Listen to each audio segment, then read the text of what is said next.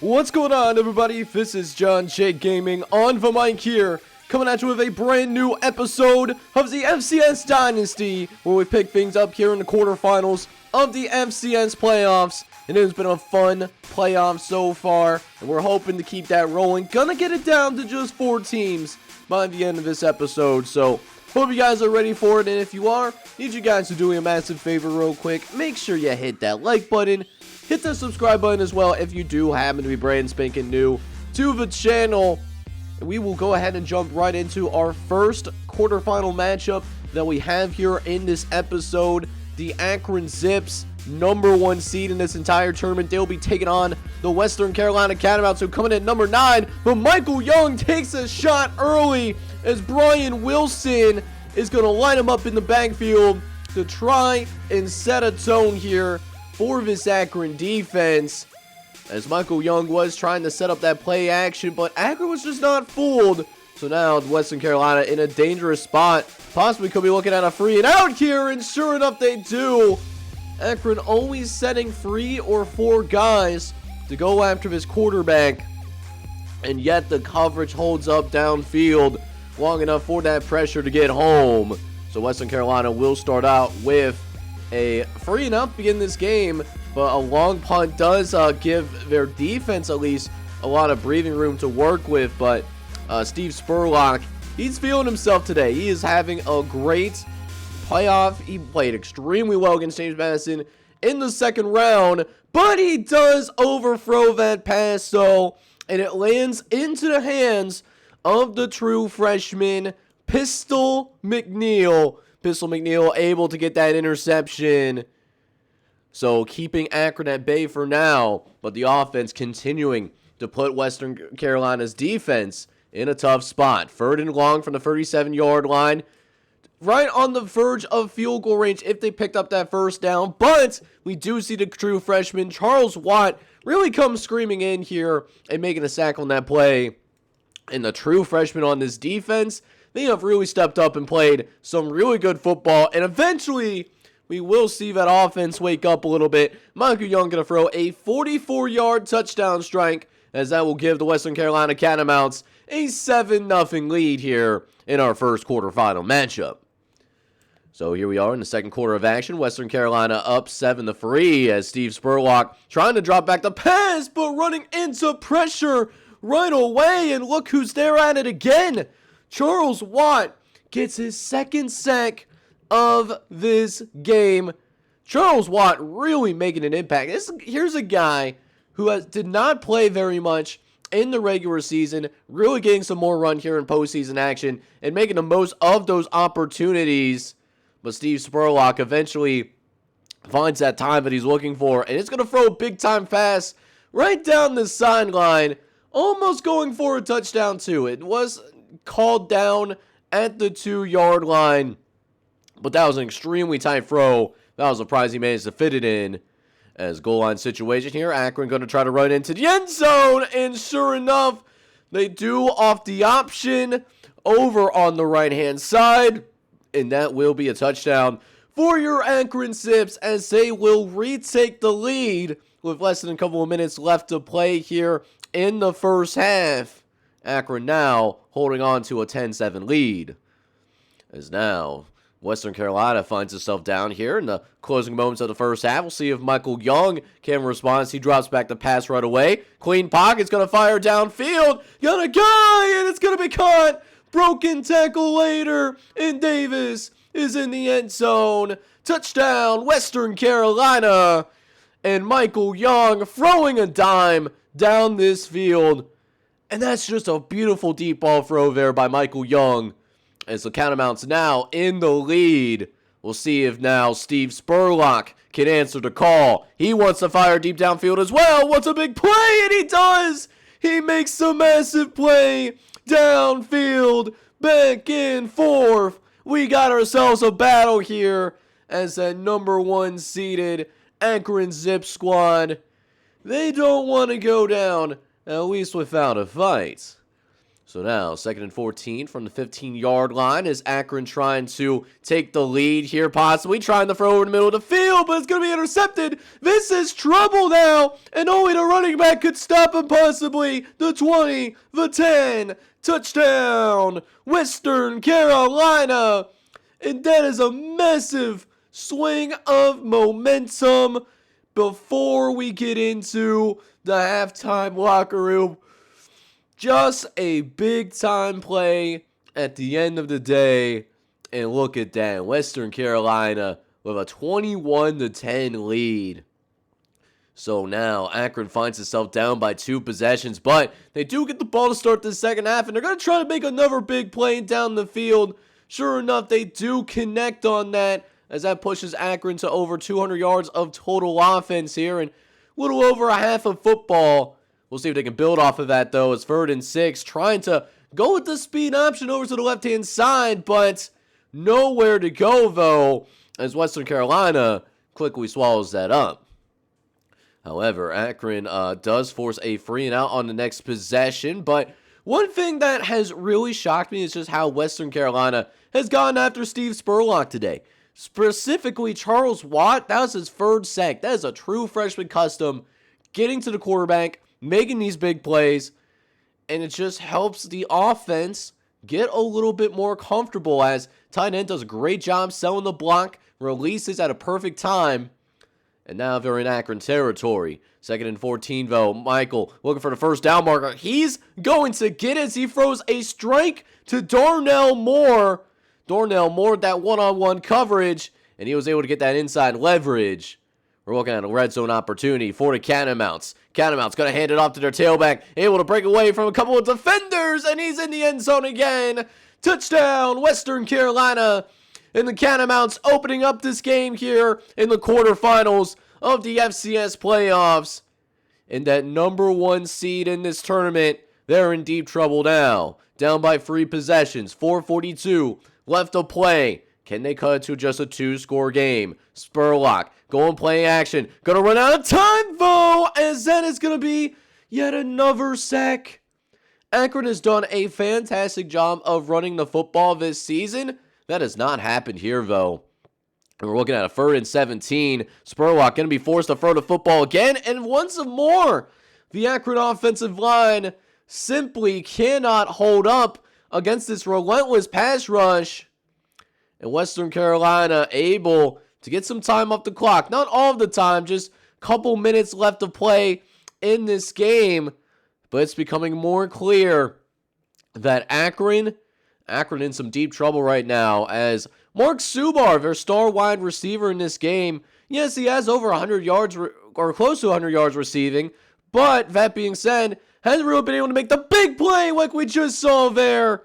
Mark Subar, the Heisman finalist at the wide receiver position, finally starting to wake up. Can it lead to an Akron touchdown? 1st and 10. Looking over the right-hand side, but it's going to be intercepted.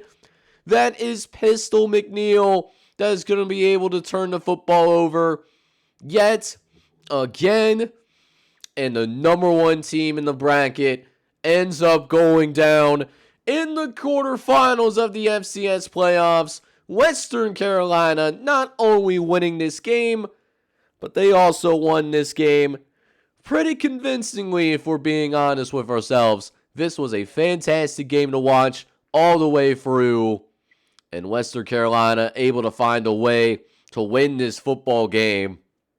They will play the winner of Delaware and Eastern Illinois, and that's coming up next. So speaking of that Delaware and Eastern Illinois matchup, we'll go ahead and dive right into it. Delaware is your Cinderella right now. They came in as that number 21 overall seed in this tournament, and they take on Eastern Illinois, who handled its business against Texas State. They won by 3 touchdowns there, but that game was also a lot closer than what that scoreboard says. However, that big-time question is, does Delaware find a way to continue the dominance? They have looked great in these playoffs. They've only allowed 7 points through 2 games so far. They beat Texas Southern by 28, and they also beat Southeast Missouri State, the number 5 seed, by 50 points. We'll see what Blumenthal has in store for us here today as he starts with running the football. Tries to hand it off to the tailback, but that running back, simply nowhere to go there. So, not a great first possession, but Eastern Illinois didn't have a great first possession either. And Blumenthal gonna go deep with the football, and that's going to be a touchdown for the Fighting Blue Hens of the University of Delaware, as Kevin Blumenthal is going to get a 76-yard touchdown downfield, recognizing that one-on-one matchup on the outside. You absolutely love to see it, as now we got Delaware again with the football, but the ball is bouncing around everywhere, and Eastern Illinois is going to recover. They will take over at about the 34-yard line. You just don't want to see that, man. You really just don't. Trying to set up that toss play to the outside, but just doesn't hold on to the football. You hate to see it, as now Eastern Illinois, led by Lobdell, fires down the field, and it's a big-time throw to Phoenix Firebird, soaring from the ashes, and putting Eastern Illinois in field goal range. And that's exactly what they do. They settle for that field goal. So now Eastern Illinois only down by 4 for right now, but Blumenthal, man, I will tell you what, Kevin Blumenthal, he is straight up dealing in this FCS playoffs right now. You want to talk about somebody that's trying to make an NFL case? Blumenthal might be trying to do that with the kind of performance he's been putting up here in the FCS playoffs, and I just jinxed him. I just jinxed him as he throws an interception to Russell Matthews, who comes screaming down from that safety spot and is able to bring that play to a screeching halt, trying to target the senior wide receiver Elijah McCoy, a fellow custom. But Delaware has the football back in its hands again. Blumenthal still trying to go deep. This time he will connect with Elijah McCoy, and the senior custom at the wide receiver position is going to have himself a 53-yard touchdown. Big time play there for the Delaware Blue Hens, as Blumenthal just doing a great job of navigating through the pocket there. So 14-3 lead is Lobdell. He needs to throw some lobs, but they choose to run the football yet again, trying to get him off track with a little bit of speed option action over to the left-hand side, and it simply doesn't work. Delaware was all over that, and they'll have another 3rd and long on their hands as Lobdell will try to convert. He's going to throw downfield, though, and it's intercepted. It is intercepted, trying to target the senior Ralph Rags. As we do see Lobdell climb the pocket, trying to escape that pressure. Probably would have been a little bit better off just taking the sack instead, as Delaware in serious position to also put some more points on the board. But the Panther defense providing resistance, though, as now 2nd and 16 from the 30-yard line. Blumenthal fired towards the end zone, and it's caught! Somehow snuck it in past the safety, Russell Matthews, who just could not get over in time. And now it's a goal line situation inside the 5-yard line. But it's not always easy trying to run it in a goal line defense. We saw that there. They will try again, though, on 3rd and goal. And Kevin Blumenthal, nobody accounts for him. And because nobody accounted for the quarterback, Kevin Blumenthal, Delaware will go ahead and extend their lead once again. So now, 21-3 being your score, as Kevin Blumenthal is going to try to go with another option. He does have that touchdown from earlier. And here's the crazy thing about this game, right? Delaware is dominating Eastern Illinois on the scoreboard. Eastern Illinois, though, they're +2 on the turnover battle. They are winning that turnover battle. They just haven't done anything on offense yet. We'll see if Lobdell can change that, though, as he tries to throw over the middle of the field, trying to find one of his receivers. That's the sophomore Phoenix Firebird that he was looking to target, but that's not exactly what you want either. That ends up being intercepted. Is now 21-3 lead here as Blumenthal and company takes over, trying to scramble up the field, but Eastern Illinois does close that hole up pretty quickly. Blumenthal will be taking yet another sack in this one, as It will eventually lead to a goal line situation. Delaware did not score in that last possession with the sack, but Eastern Illinois can't do anything either. They actually extend their lead further here, though. They're going to take a 28-3 lead. Maybe this is exactly where Eastern Illinois wants them, though. Falcons fans can tell you exactly what I'm talking about, right? But looks like Corey Lofdell, though, I don't know if he has any magic left in him, as his offensive line has been having him under duress all day long. He can't get anything on that next possession, so Delaware's going to go again. 28-3 lead still. Firing down the left-hand side, and finds Elijah McCoy. And again, another big-time throw for Kevin Blumenthal, who's closing in on 300 yards passing. They do get another field goal and run out the rest of his clock, too. And how about this? Delaware again, dominating here in the FCS playoffs. This time, they blow out Eastern Illinois 31-3. And it starts to beg the question, is Delaware, are they the team of destiny right now? Is that what we're going to be witnessing? I don't know, man, but I'll tell you what, this has been a very exciting FCS playoffs that we got going on right now. I'm excited to see them play up against that Western Carolina. But now we'll go ahead and settle what's the other semifinal bracket. What is that game going to be looking like? And it starts with this Eastern Kentucky and North Dakota State game that we got going on. Two teams that really like to run the football. The Eastern Kentucky is a run-heavy squad, and North Dakota State, they are also a run-heavy football team as well. So the key in this one, as we see both teams coming out onto the field right now, who is going to win at the line of scrimmage? Who is going to be able to do just that? We're going to find out here as we're going to go ahead and see both teams take the field right now as Eastern Kentucky gets things rolling. Their first possession of the game. But Cameron Coates is actually going to fire this out to the right-hand side. Gets it past a big-time defender in Eastern Kentucky.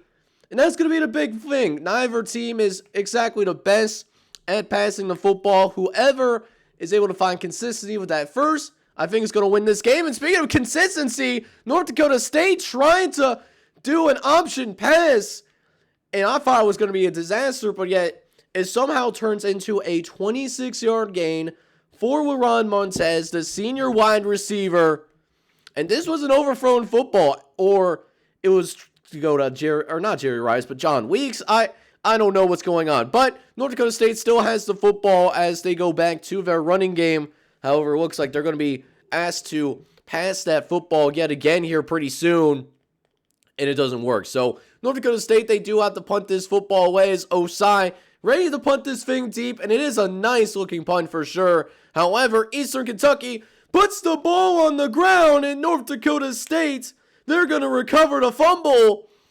And the Bison are going to take over in the red zone. Can they take advantage, trying to take the lead? And sure enough, they do.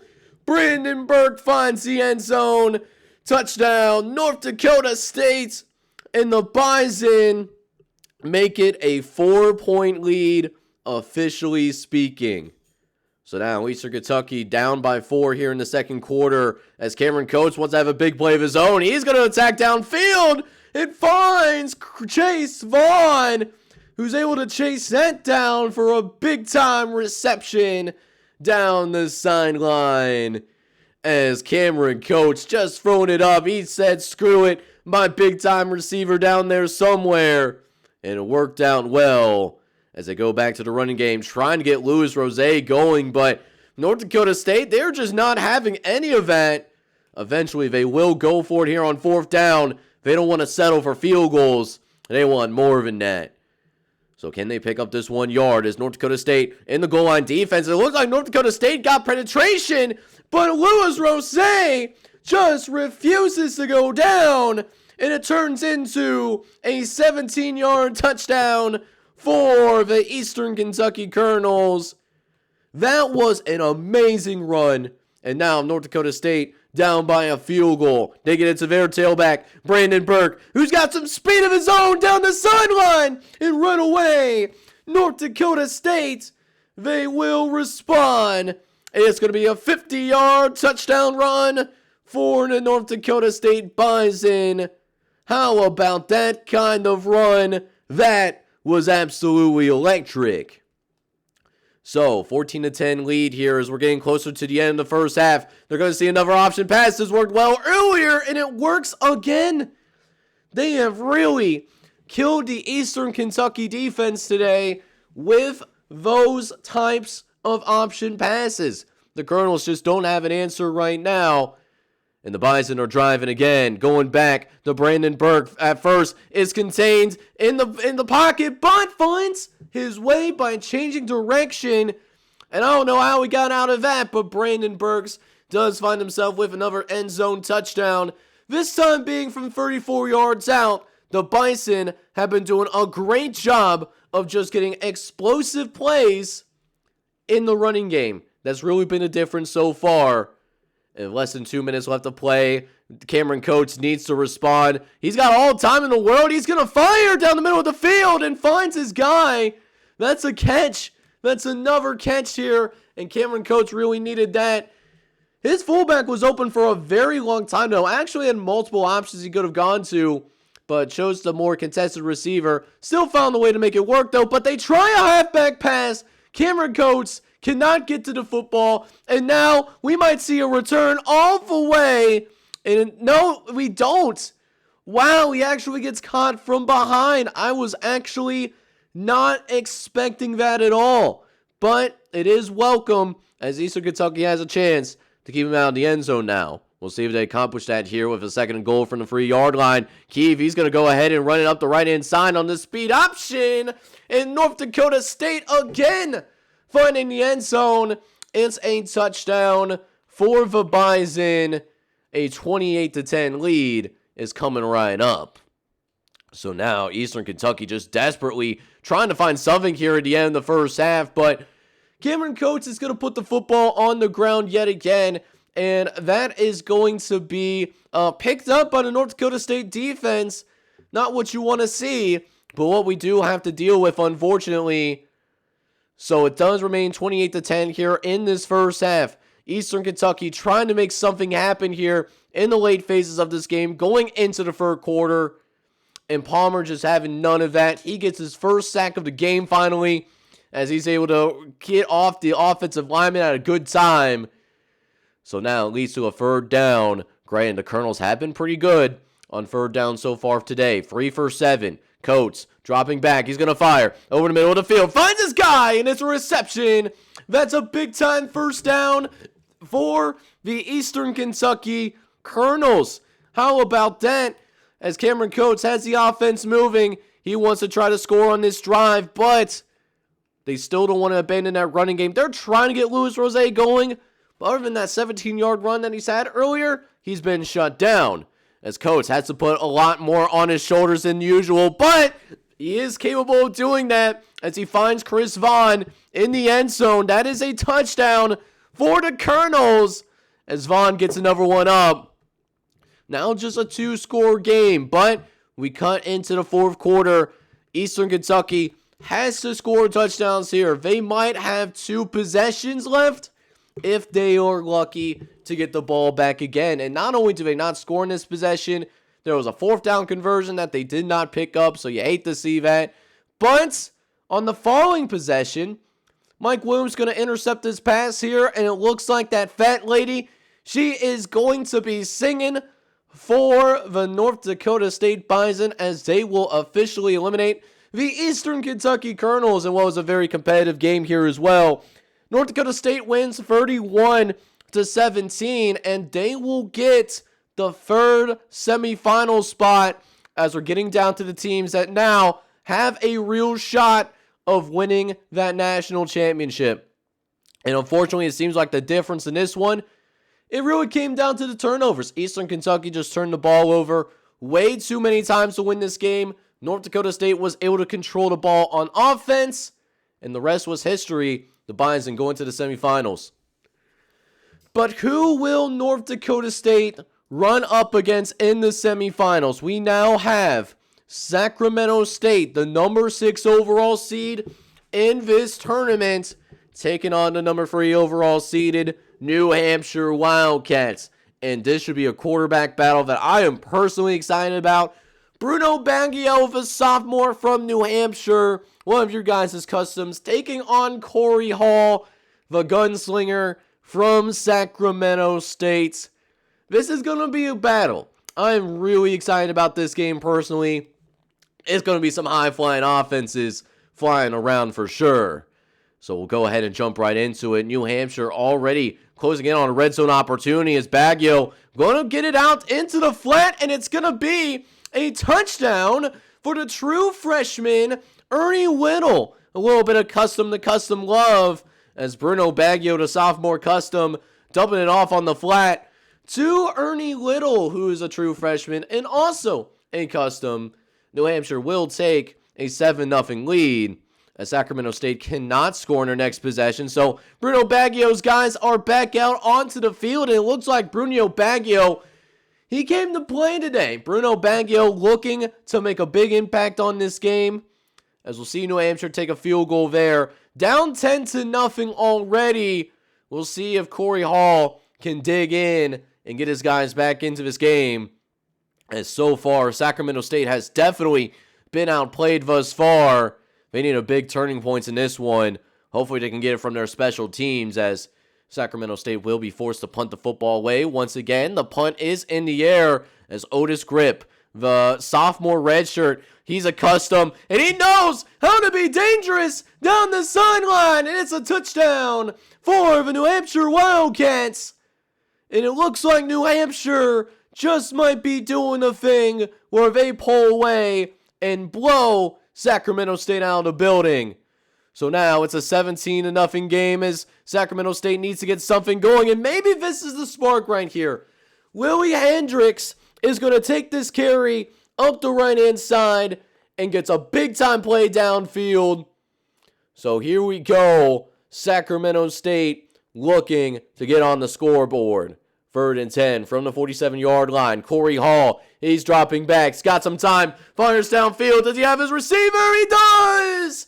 He's got his receiver, Espinoza, down the sideline. And that's going to be a touchdown for Sacramento State, as we're now just looking at a 10-point lead for New Hampshire, as Bruno Baggio trying to keep Sacramento State at bay, trying to do a little bit of a quarterback draw there, but Sacramento State did win at the line of scrimmage though. So now Hornets have the ball once again as Corey Hall escaping the pressure, and then is going to make a completion downfield. He finds the junior Jacob Hill. Jacob Hill able to get Sacramento State to the 21-yard line, and they won't show it on the replay, but how about Corey Hall able to evade the pressure long enough to make that throw in the first place? And now we're looking at possibly just a one-score game. Corey throwing, and he finds Jacob Hill again. A touchdown for the Sacramento State Hornets. And they are stinging right back. They're back in the game. So just a 3-point game now as Bruno Baggio trying to set something up here before the end of the half. But Anthony Subar is going to get this turnover here. Actually, if he had a little bit better body control, not going to lie to you, if he did have that better body control, we could have been talking about a pick six. Instead, Hornets do settle for a field goal, and it's a tie ball game. Just 17-17. Could still go in either direction, as both teams definitely playing hard right now. The type of game that you love to win and hate to lose. As the ball's on the ground again, we might have a big boy touchdown. He's going to celebrate. Stop celebrating because he might get caught from behind. And that was Willie Hendricks that just put the football on the ground. You absolutely hate to see it, as New Hampshire, not only with the lead, but they also got momentum here on top of that too. So down by 7, Corey Hall takes the field after throwing the football in the last possession, as Corey's going to try to attack downfield. He's got somebody down the field and finds Jacob Hill again.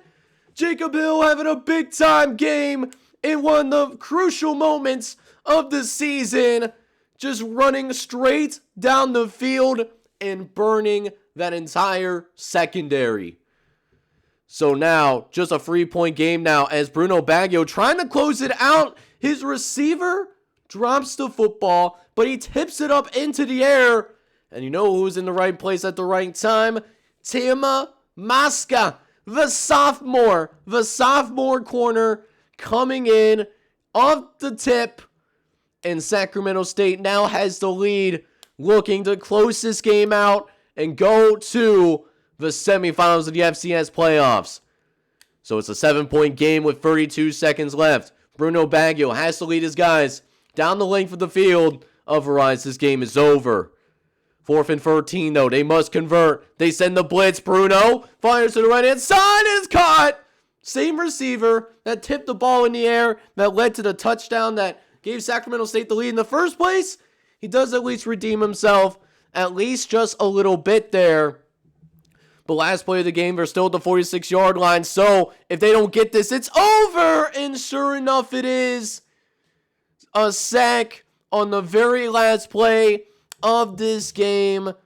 And it looks like Sacramento State, they will prevail in what was an epic battle between these two teams.